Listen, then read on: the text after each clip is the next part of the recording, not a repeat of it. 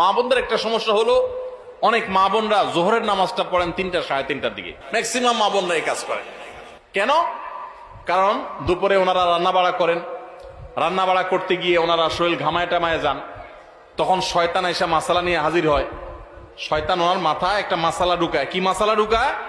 বলে যে, দেখো বোন, তুমি এত কষ্ট করে এতক্ষণ রান্না বাড়া করলা, রান্না করে গেছো, গরমে ঘামায়া স্বেচ্ছেতা হয়ে গেছো, এই শরীর নিয়ে তুমি আল্লাহর সামনে কেমনে দাঁড়াইবা বলো?